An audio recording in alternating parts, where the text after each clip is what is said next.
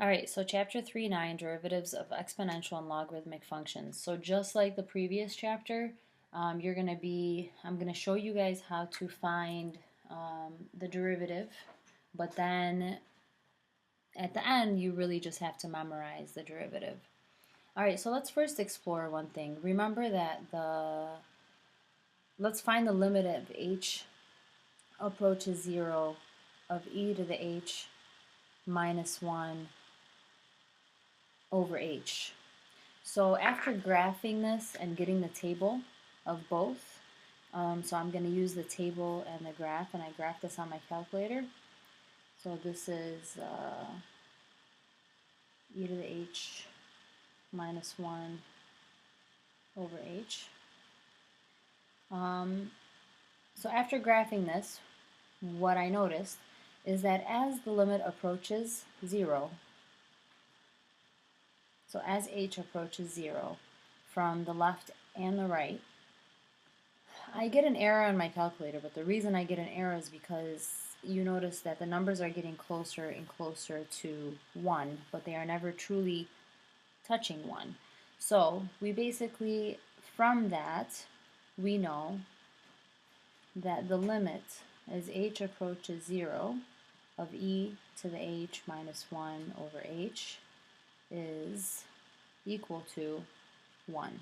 So although, you might want to say, oh, if you plug in 0 here, it becomes undefined, it's really not undefined because it's never going to be 0. Okay? So this is actually just a limit that you need. You need this, you need it, you need to memorize it for just this specific purpose, if you're ever given something like this. So let's find the derivative of e to the x using limits. Remember, the limit as h approaches 0, if you guys remember, it's f of x plus h minus f of x, all of that over h. So basically, I'm going to find the derivative of e to the x. So it's the limit as h approaches 0, where x is, I'm going to plug in x plus h minus the actual function e to the x, all of that over h. So let's recall how we do this. So first of all, I'm going to separate this into two exponentials. Because remember, e to the x times e to the h is the same thing as saying e to the x plus h. And this is minus e to the x, all of that over h. And then the limit as h approaches 0, you notice that in both of these there's an e to the x term that is in common, so I'm going to take that out. And what's left is e to the h minus 1 over h. Now we know that e to the x is just going to be a constant, correct?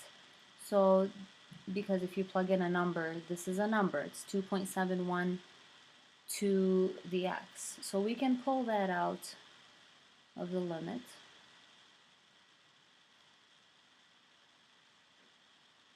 And what I just did briefly up here, I showed that the limit as h approaches 0 of this function, e to the h minus 1 over h, is always going to be 1. And we saw that graphically and using the table. So if this part equals 1, then this is just e to the x times 1. So the derivative of e to the x is just e to the x. Okay, so this was just a review, a background. Do you have to ever do this right now? No, but you do have to remember that the derivative of e to the x is e to the x. Alright, so let's recall a few things. Remember e to the ln of x. Remember that ln is the same thing as saying log base e. So e to the ln of x is just x, and ln of e to the x is just x, because remember these guys cancel each other out. Okay, so let's just remember that. And now let's find the derivative of a to the x. So let's find the derivative of a to the x. So this is an exponential with a base other than e.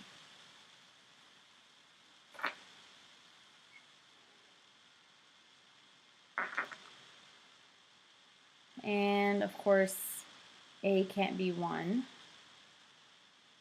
and a is going to be greater than 0.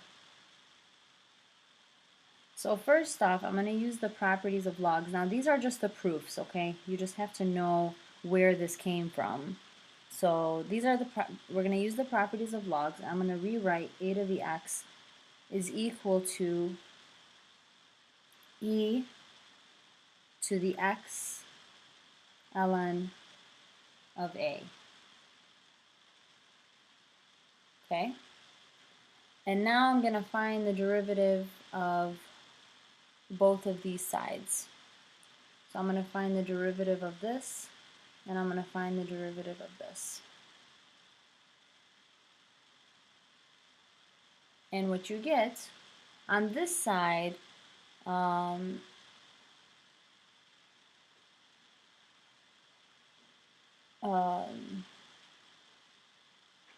I'm sorry. We're not going to find the derivative of this because we just rewrote it in a way so that we can actually find the derivative. So how do we find the derivative of this? Is you have to use the chain rule. But before,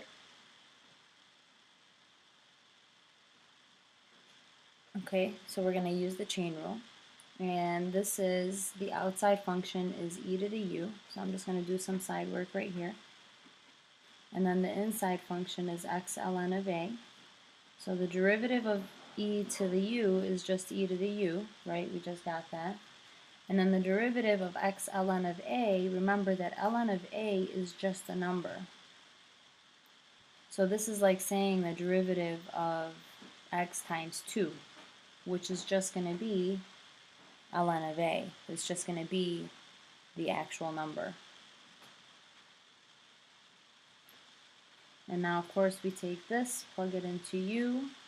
So what do we get is e to the x ln of a times ln of a.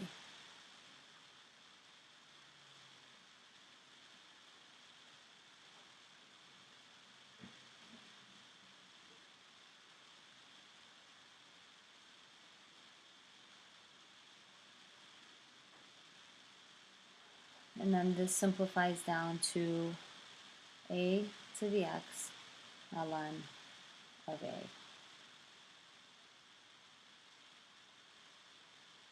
Because we divided both sides by ln of a. No, we didn't.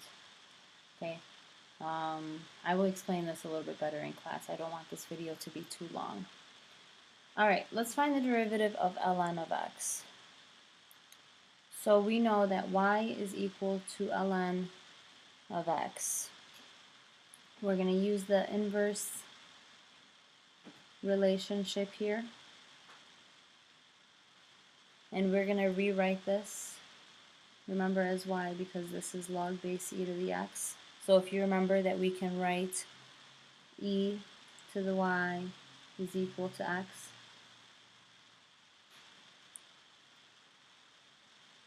And then we're going to use implicit differentiation here. So what is the derivative of e to the y? And what is the derivative of x? The derivative of e to anything is just going to be itself, so it's e to the y, but because there's a y, we're going to multiply that by dy dx. And then the derivative of x is just 1. And then when you solve for dy dx,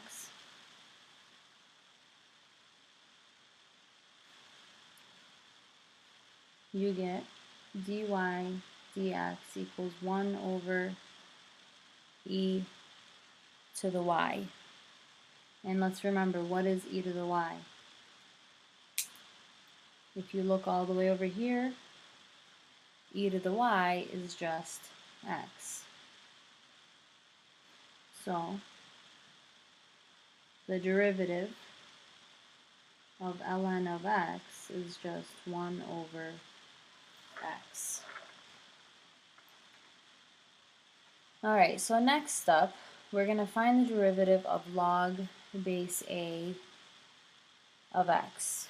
So y equals log base a of x. So that means it's not a natural log anymore. So if you remember the change of base rule, we can rewrite this as ln of x over ln of a. So now when I find the derivative of ln of x over ln of a, I can use the quotient rule. So this is the bottom times the derivative of the top, and we just saw that what is the derivative of ln of x?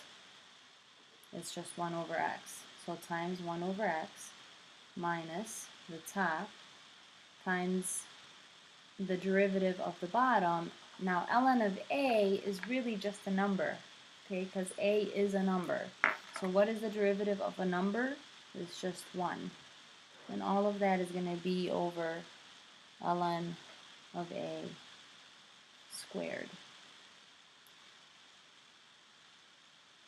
So now when we clean this up, ln of a over x minus ln of x, and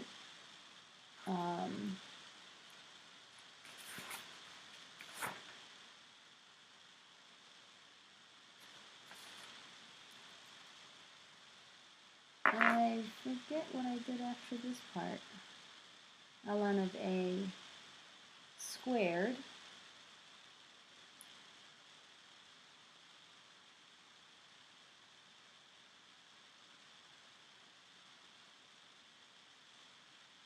ln of a over x minus ln of x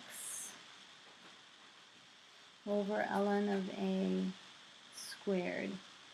So if we flip the guy and multiply, 1 over ln of a squared,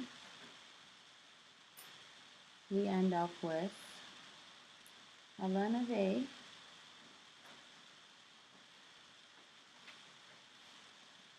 over x ln of a squared minus ln of x over ln of a squared. Now this and this go away, so we're left with 1 over x ln of a minus ln of x over ln of a squared. Alright, this is starting to look ugly, but it does clean up nicely. If you get a common denominator, which on this side we're going to need an x, and on this side we need another ln of a, just because of space, I'm just going to skip a few steps, and I'm just going to tell you that this ends up being 1 over x ln of a when you clean it up completely.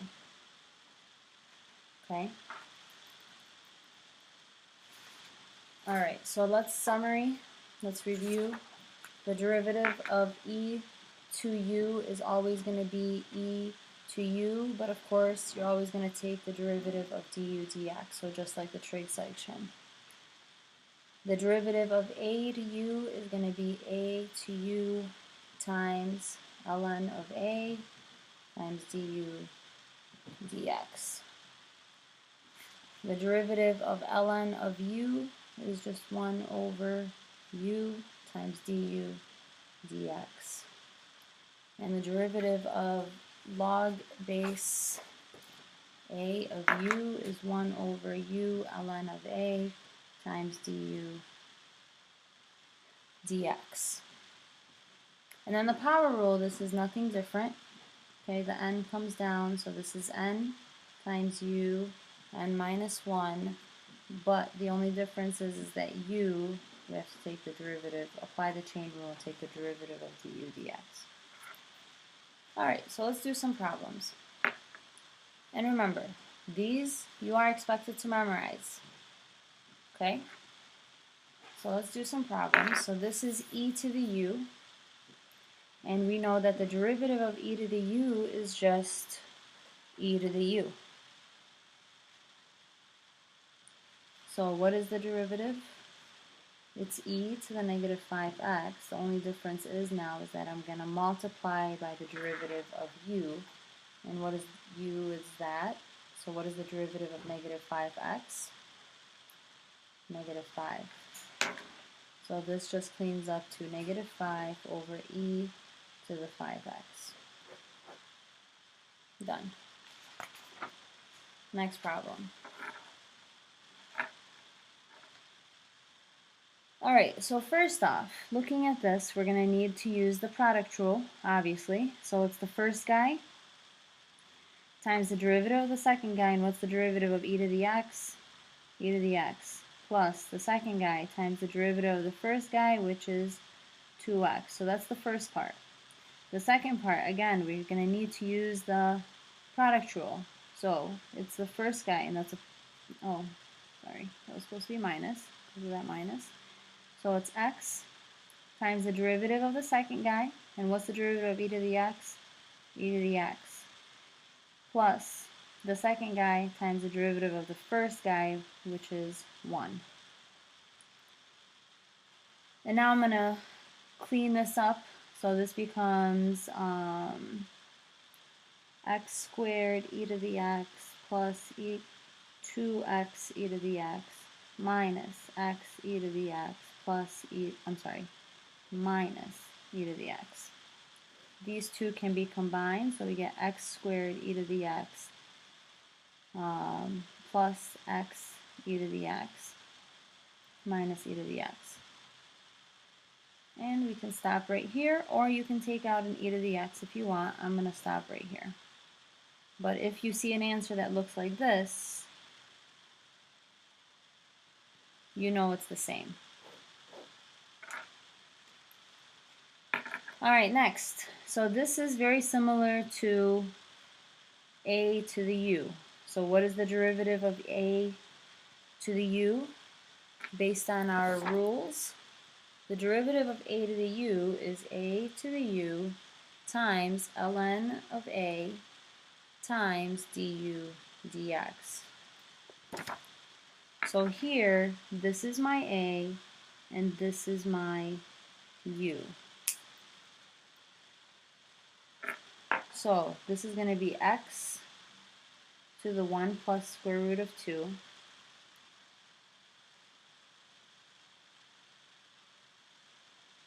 my gosh, I'm so sorry. This is not a to the u, because this is an easy problem, because this is x. If this was a number, it would have been a to the u, but this is just a power rule. So that means this thing comes down, because it is just a number, so it's 1 plus square root of 2 times x. And then we do 1 plus square root of 2 minus 1. So what we're left with is 1 plus square root of 2, and then 1 minus 1 are gone, and you're left with x to the square root of 2. And that's it. I'm so sorry. But this right here is a variable, so it's not a to the u, it's just like any of our other problems. Same thing here. This is not a number, it's an x, so we're going to use the power rule. Okay? And then of course, don't forget on this one, you do have to multiply by du dx, but what is the derivative of any number? Is just 0. So here we're going to take this and we're going to bring it down. So this is going to become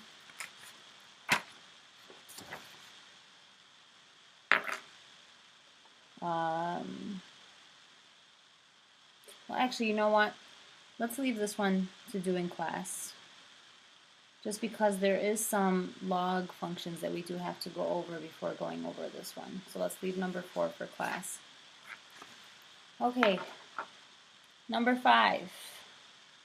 So this is ln of u. So this is my u. And what is the derivative of ln of u?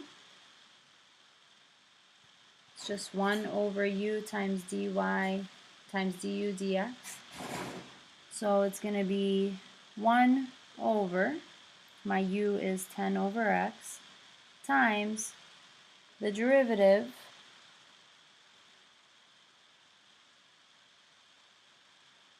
of this. So first off, let me clean this up. So I'm going to flip the guy and multiply, and I'm going to get x over 10. And what is the derivative of 10x to the negative 1? It's going to be negative 10x to the negative 2. So now when we continue to clean this up, this is going to be x over 10 times negative 10 over x squared. And then this just cleans up to negative 10x over 10x squared. And then what do you notice here? The 10s are gone. And one of the x's are gone. So we're left with negative 1 over x. Alright, so another ln of u. So this is just going to be 1 over 2x plus 2 times the derivative of this, and that's just 2. So this cleans up to 2 over 2x plus 2. You notice that there's a 2 in every single term. So you can take out a 2 from the top and a 2 from the bottom, and we're left with 1 over x plus 1. These are gone, so my final answer is 1 over x plus 1.